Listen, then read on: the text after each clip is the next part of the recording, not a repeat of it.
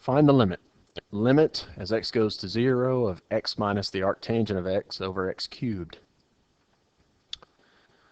If we try to do the quotient rule here, we'd be taking the limit of x minus the arctangent of x as x goes to 0, divided by the limit of x cubed as x goes to 0. Both the numerator and denominator are continuous functions, so actually we can evaluate their limits by substituting in 0. So 0 minus the arctangent of 0 divided by 0 cubed. Arctangent of 0 is 0, so everything in the world here is 0. So we get 0 divided by 0.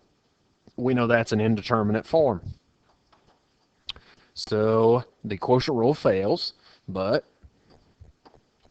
we can try to apply L'Hopital's rule. So this is the limit as x goes to 0. The derivative of the numerator. The derivative of the numerator is going to be 1 minus 1 over 1 plus x squared. Remember, the derivative of arctangent of x is 1 over 1 plus x squared. Divided by the derivative of the denominator. Well, that's easy enough, 3x squared. Once again, both the numerator and denominator are continuous at 0, so we may evaluate them by substituting in 0. 1 minus 1 over 1 plus 0 squared divided by 3 times 0 squared. So 1 minus 1 over 0, 0 over 0 again. So another indeterminate form. Well, maybe if we apply L'Hopital's rule one more time, we can get this thing done. So by L'Hopital's rule, of the limit as x goes to 0 of the derivative of the numerator. The derivative of 1 is 0 minus, okay, 1 over 1 plus x squared is the same as 1 plus x squared to the negative 1. So when we take the derivative of that, we get negative 1 plus x squared to the negative 2 times the derivative of 1 plus x squared. That's the chain rule, so 2x. The derivative of the denominator is simply 6x. Okay, we might better rewrite things here before we try to evaluate that limit. The two negatives will make a positive, the 2x, and then the negative 2 for the exponent will drop that whole factor into the denominator. So the numerator becomes 2x divided by 1 plus x squared squared,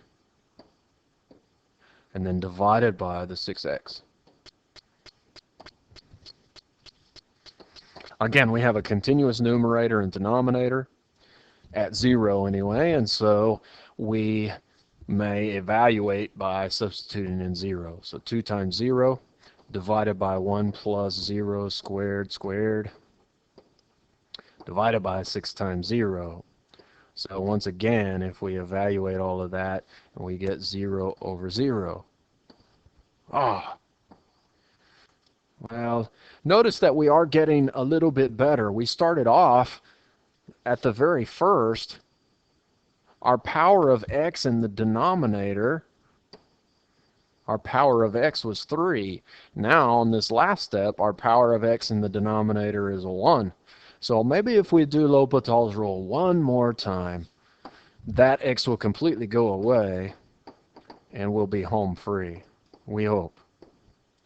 So L'Hopital's rule says,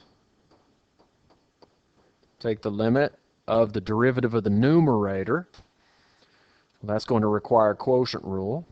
Quotient rule says the derivative of the numerator, which is 2, times a copy of the denominator, 1 plus x squared squared, minus a copy of the numerator, 2x, times the derivative of the denominator, 2, 1 plus x squared, to the first times the derivative of the inside. The derivative of 1 plus x squared is 2x. And then all of this is divided by the derivative of 6x, which is just 6. The thing that's left over is merely a polynomial, so we can certainly evaluate that because it's continuous by substituting in the 0. So 2 times 1 plus 0 squared minus, okay, let's simplify a little bit. 2x times 2 is 4x times another 2x is 8x squared. And here x is going to be 0. 1 plus 0 squared. All of this over 6. Notice that this term has a factor of 0, so this is just equal to 0.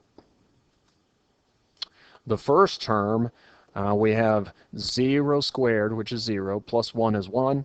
1 squared is 1 times 2 is 2. So really, this limit ends up being, excuse me, 2 divided by 6, which is the same as 1/3. So our limit ended up being 1/3. We had to apply L'Hopital's rule 3 times to get there, but we got there.